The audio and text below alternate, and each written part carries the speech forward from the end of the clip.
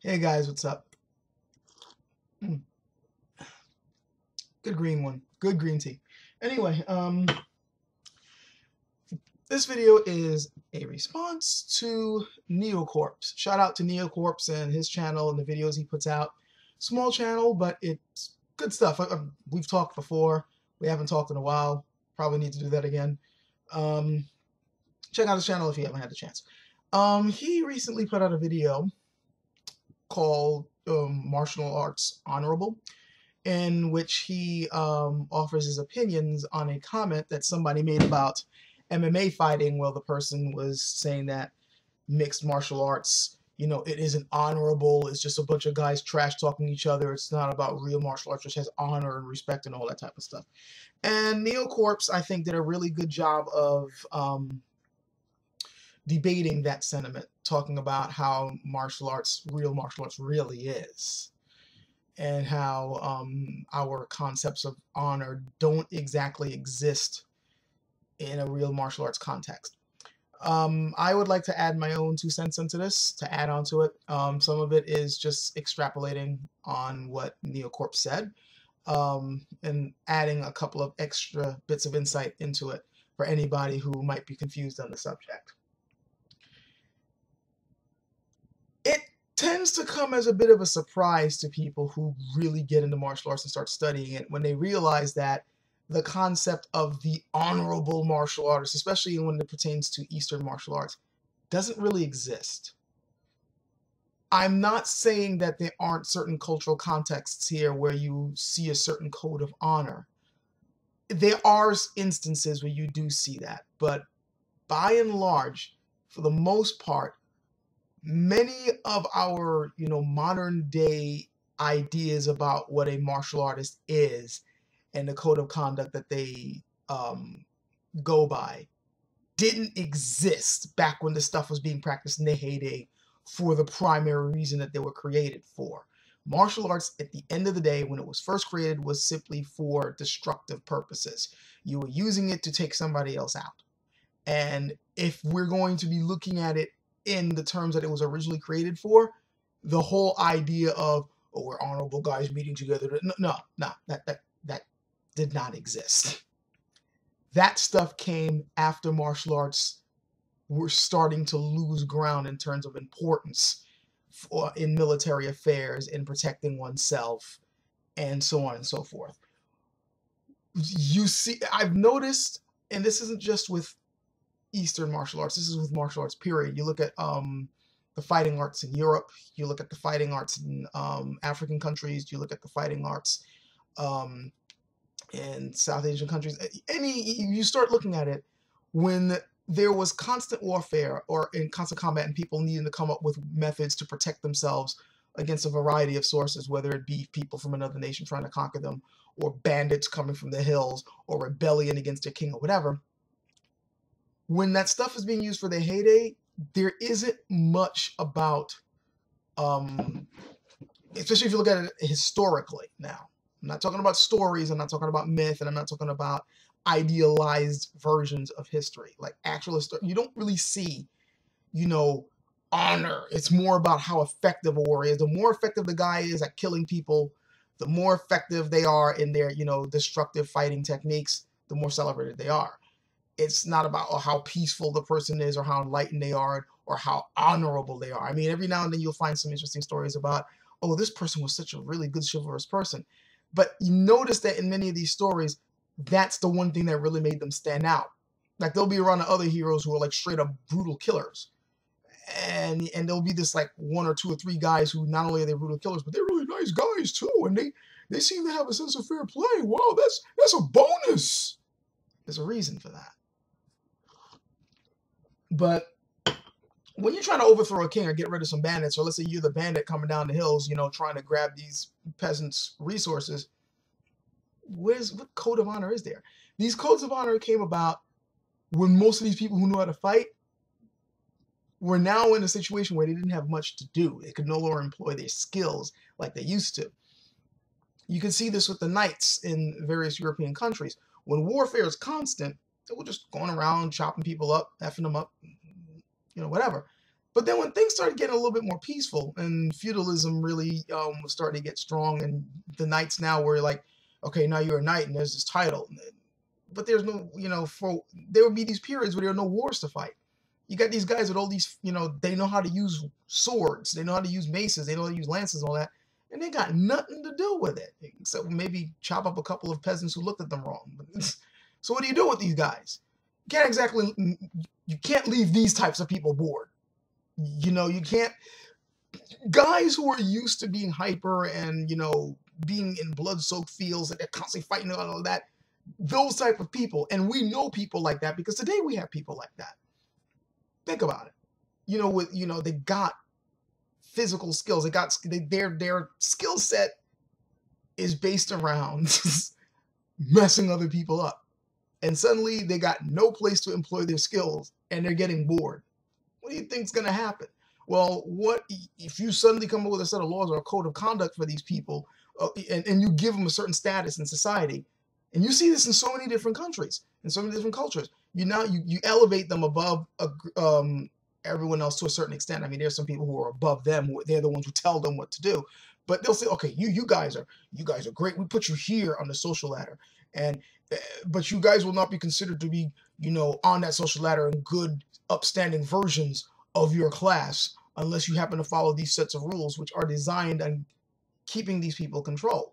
You got a code of behavior that they need to follow, whether it be chivalry, whether it be bushido, whether it be the code of honor that the Chinese martial arts started following after a certain period of time, particularly civilian ones. And you notice that in that code, there is always, and you must serve a master in some form, like either you are under a lord and a king and you must be loyal to him, or you must be loyal to your lord. If you're somewhere, it's to submit, it's to serve. They didn't have to do this before.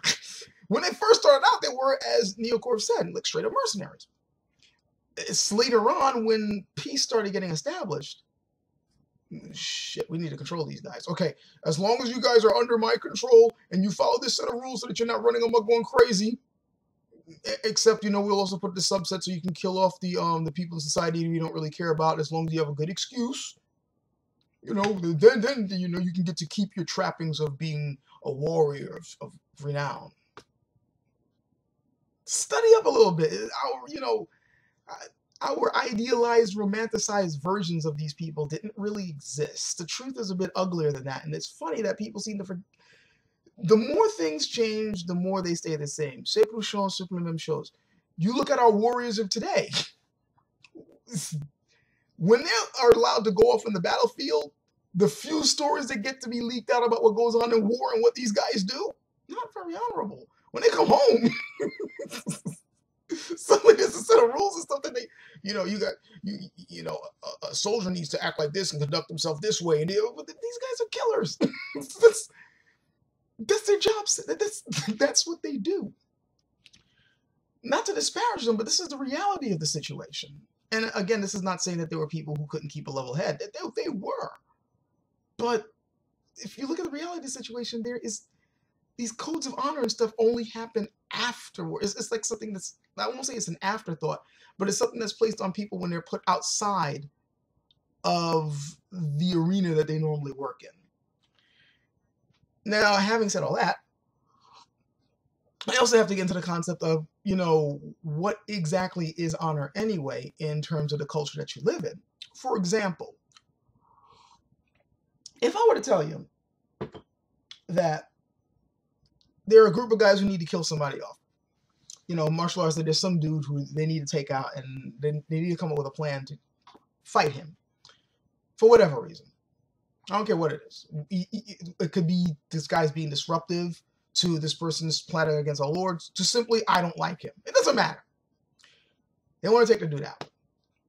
So what they're going to do is they're going to wait for the guy to come out of a bar because they know he loves getting drunk. So they're going to wait for this guy to be drunk where he's going to be, he's not going to have the best reflexes. He's not going to be all that aware of what's going on around him. His judgment's going to be impaired. He's not going to be in top form. So they're going to wait for him to be there, and then they're going to ambush him and have 3 or 4 guys jump him at once. Would you say that's honorable? Most of you guys will go, no. But the funny thing is, if you ask the samurai back during his heyday, they would have found nothing wrong with that. Even during the times when Bushido was flourishing, when that was the code they needed to follow. The guy should not allow himself to be that freaking drunk so that he couldn't get, couldn't let that happen to him. That's his freaking fault. That's fine. They saw no problem with that. And this was after you put the whole code on Bushido. And I'm saying after because the funny thing is, a lot of people don't realize when it comes to Bushido, so now I'm talking about the samurai now. Again, that's something that was imposed on the samurai when peace started coming in. Samurai started out as mercenaries. You were good with the sword. You knew how to chop people up. A lord would hire your ass. That's how it worked. It wasn't until these guys really started getting organized and really getting good at what they did, and lords, because there was a huge civil war period in China, in Japan. Once things started getting a little bit more systematic, once things started getting a bit more organized, that's when they needed to have, especially when things started getting relatively peaceful. We need a code for these guys. These guys are straight up maniacs with swords. We need to do something. And again, I'm kind of generalizing here. I'm not saying that they're all maniacs, but you know what I mean. It's like what do we do with these guys? Especially when we, now we've established peace, and you got these guys all hyped up on, adrenaline and such. What do we do? Their job description is we kill people. What do we do with them when they got no one to kill? Well, you got to come up with a set of rules for them to follow. And then you say, if you don't follow these rules, then we will strip you of your title, where you won't have we won't look on you so highly. This is one of the reasons why the masterless samurai became something that, well, you don't want to be that Ronin or dirt or whatever, because they need to, because he wasn't under control. But the funny thing is, they first started out masterless. Just research this. They started out as people like, you got hired by somebody because, damn, he knows how to fight. Same thing in China. Many times there will be a guy who's really good with spears or swords or whatever, and especially during like the Warring States period in China, was like, damn, this guy knows how to fight. Would you like to work for me? And even within the so-called code of honor itself, you still find that there isn't much honor in it. There's a guy who I talk to every now and then through Skype, very knowledgeable about Japanese martial arts and swordplay. And he and I always have a good laugh on Aijutsu forms. Because Aido these days is one of those things that most people, it's practiced with reverence, and there's a certain kind of gravitas about how to practice it. And there's definitely a whole lot of, codes of honor and, a certain meditative feeling to it. There's a lot, of ritualistic practice with it. So people tend to elevate it as this high, honorable sword art. And the reason why me and my friend are amused by this is because it's like, do they pay attention to what they're actually practicing? There are certain motions that you realize what you're actually practicing is how to ambush and assassinate people, or how to kill people when their guard is down. There are motions in Aido where it's like you're sitting in front of somebody and you quickly pull your sword out and chop the dude down before he's able to do anything. Or one of my favorites, one where you simulate walking in a crowd and then you push aside the people in front of you to get at a dude in front of you. Now, some people will interpret, oh, it's you pushing people out the way to keep them from getting hurt as they're attacking you. It doesn't really make, if the guy is trying to make a move for you, but yet you're surrounded by people, the guy doesn't have a clear shot to come at you. He has to wait for you to have a clear shot before he's going to come charging at you. You got people in the way, it doesn't make any freaking sense. But if you are hiding in a crowd and you see your target and you wait till you get close and suddenly, get out my way, mother.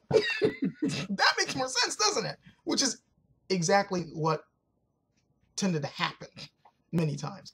Samurai, Neocorp talked about how ninjas would, their job was to be hitmen and chop people up. Funny thing is, samurai tended to do that too. And they were trained in techniques and certain sword moves on how to do that. And then, of course, there soon came counter techniques on how to prevent getting jumped by people. Especially, and Aido's full of this. There are many forms that you practice where you have to deal with like 3 guys at once.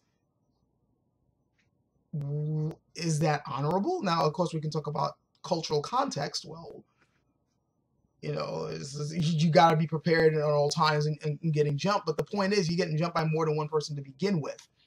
It's all of the art is all about, okay, there's strength in numbers. So if we're going to try to take this dude out, we're going to have to take this dude out in numbers, which happened a lot. And it was considered a valid strategy. And then if you happen to be the poor sap that got caught in dealing with numbers, well, here's what you do in case it happens to you and you don't have your friends with you. This was a reality they had to deal with. Now, if this is a reality they had to deal with, then what does that say about our concepts of honorable combat one-on-one? Let's start thinking here. Same thing happened in China, by the way, which is why sometimes there were certain techniques. Baguazhang, for instance, which is the martial art that I'm currently focusing on. It was a bodyguard art which had to deal with weaving around and stepping around multiple people to try to get away. And many motions were also like, okay, I'm protecting this guy, and suddenly we're dealing with multiple people. I need to weave around my the person I'm protecting, walk circles around him while taking out these fools, or weave around the other people and knock them out the way while trying to get my charge to safety, and we get away. Because again, if you were being attacked and ambushed by people, it's usually by numbers, and many times by other martial artists. So again, that concept of the honorable fighter goes out the window. And many people that we happen to champion as far as martial artists go in history weren't exactly nice guys. Lee Kun-yi is one of my favorite examples of this. This guy happened to have lived during the Boxer Rebellion time. He's supposed to be a really good expert on Xingyi. And as much as he's celebrated for his Xingyi technique, in fact, they said, yeah, he's a great guy. Why is he a great guy? Because his Xingyi was strong. Personality-wise, this was a guy who used to brag about killing unarmed missionaries during the Boxer Rebellion. Yeah. Single Saber Lee happened to have been his nickname because of how good he was with a saber.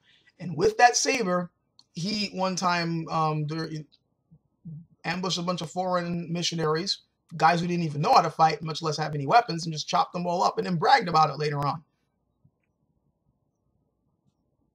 These are the heroes of martial arts.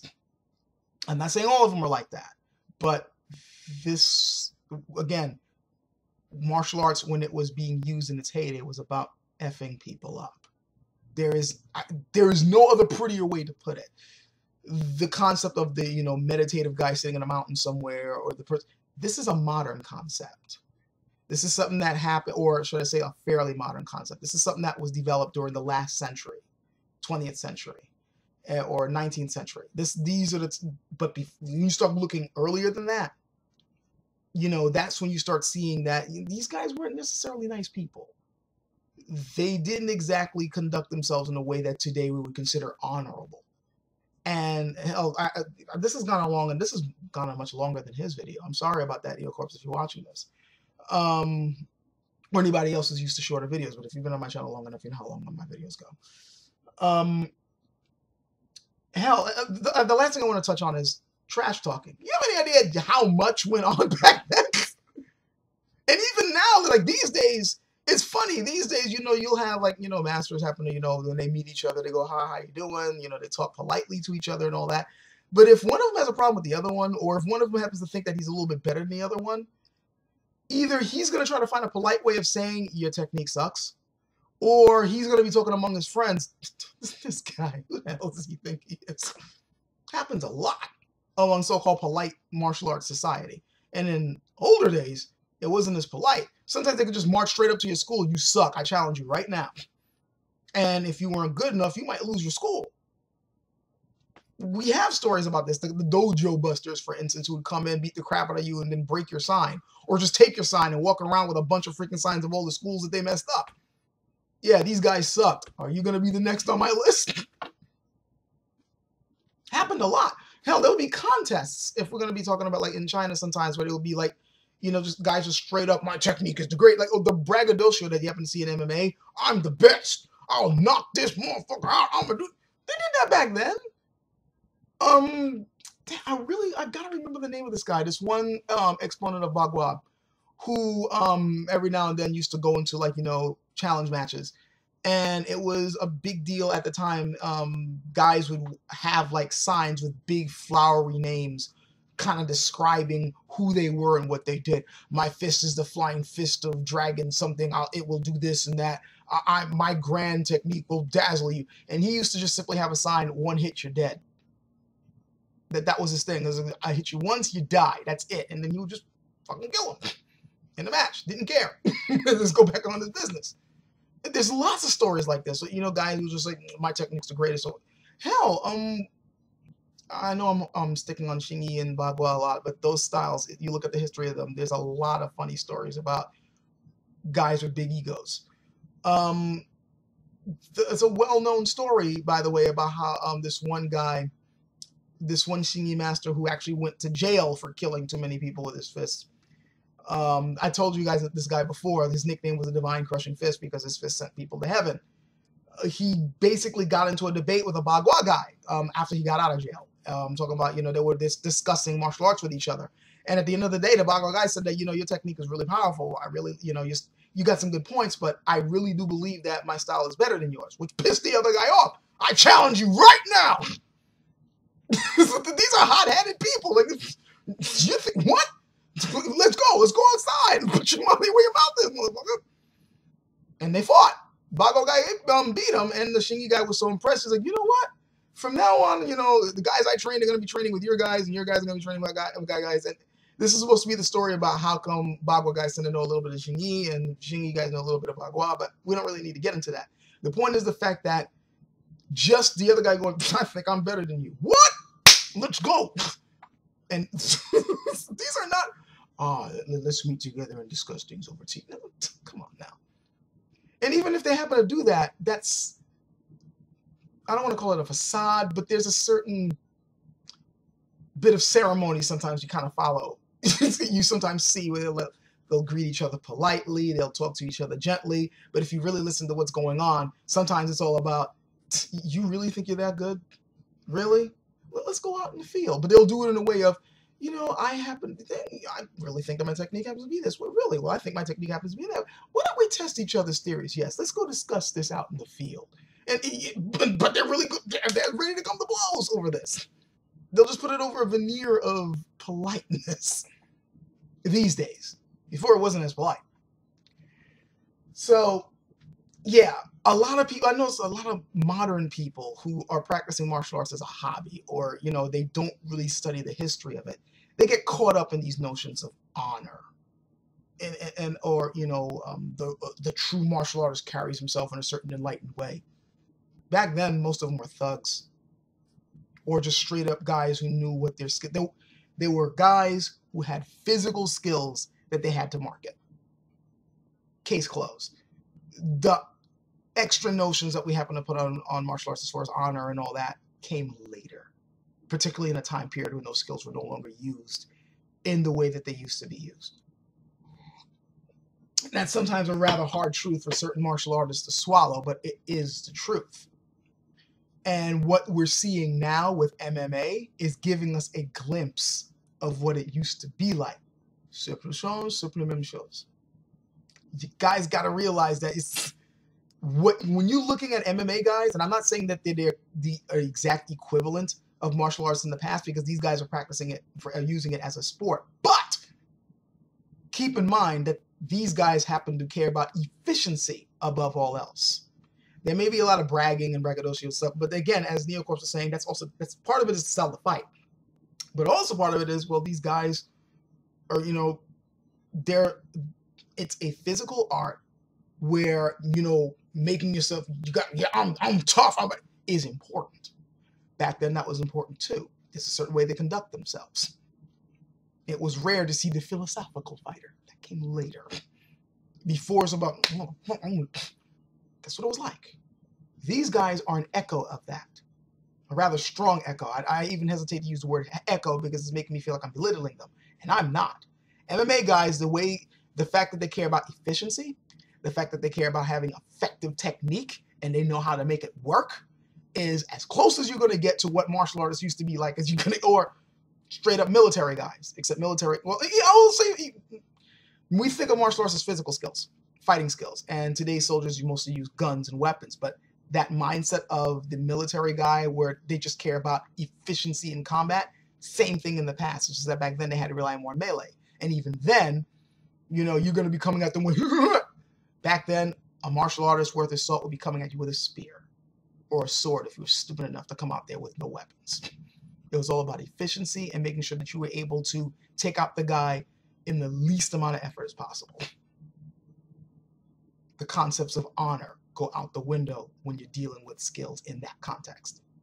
And it's way past time people figure that out if they're going to be getting to this whole martial arts thing. I'm not saying that we need to act like jerks, but realize where our concepts of honor came from and how they developed and why they developed. That's it. This has gone way longer than I wanted it to, but you know me. Catch you guys later. My style is the best, and so I challenge you. That's right. My style is the best.